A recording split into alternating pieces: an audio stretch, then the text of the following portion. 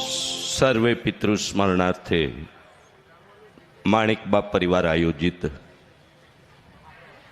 ભાનુ અને મિત્ર સપ્તમી એટલે કે માગસર સુદ સાતમના આજના પવિત્ર પાવન દિવસે ભાગવત ભગવાનનું અને વક્તા પૂજનીય જિજ્ઞેશ દાદા રાધે રાધેનું પૂજન સંપન્ન કરવા માણેકબા પરિવારના નિમંત્રક દિલીપભાઈ પ્રજાપતિ, પ્રેમીલાબેન પ્રજાપતિ અને અન્ય પરિવારજનોને વિનંતી કરીશ.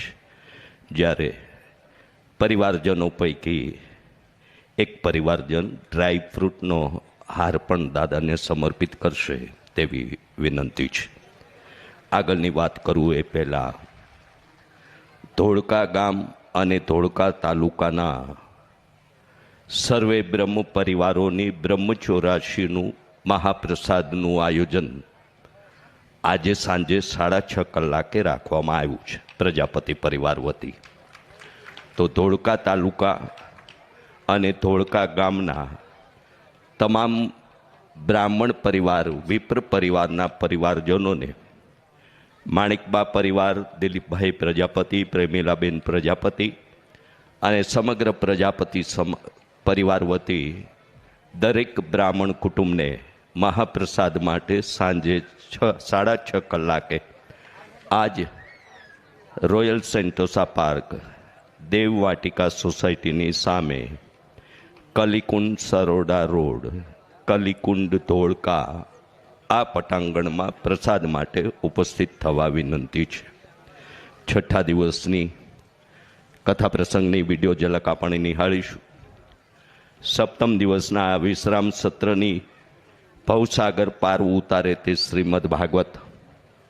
આવા સપ્તમ દિવસના ભવસાગર પાર ઉતારનારા આ ગ્રંથના ગાનને પૂજ્ય દાદાના શ્રી મુખેથી આપણે શ્રવણ કરીએ એ પૂર્વે અહીં સતત 7 દિવસ હું કહેતો હોઉં છું કે સ્વયં રીતે સ્વીકારેલી સેવા એટલે સ્વયંસેવક એ સ્વૈચ્છિકપણે હોય છે અને એમાં ખૂબ બરફની પાટ રાખવી પડતી હોય છે.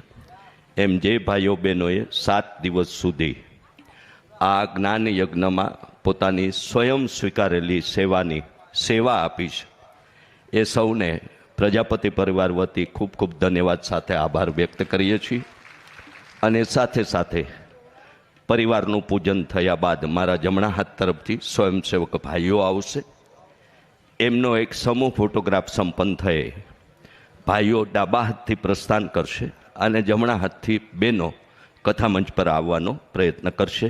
એમનો પણ એક સમૂહ ફોટોગ્રાફ પૂજ્ય દાદા અને ભાગવત ભગવાન સાથે લેવાશે અને એ સંપન્ન થયા પછી આપણે કથામૃતનું પાન કરીએ. પણ એ પૂર્વે અરવિંદભાઈ સ્વયંસેવકોની સેવાને બિરદાવવા માગે છે, તો અરવિંદભાઈને વિનંતી.